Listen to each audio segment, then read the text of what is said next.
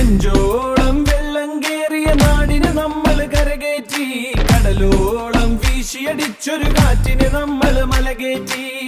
ഇക്കാലം മാറും, നമ്മുടെ കാലക്കേടുകൾ കഥയാകും. നാം ഒന്നായി കൂടിയിരിക്കും, നാളെത്തും വൈകാതെ.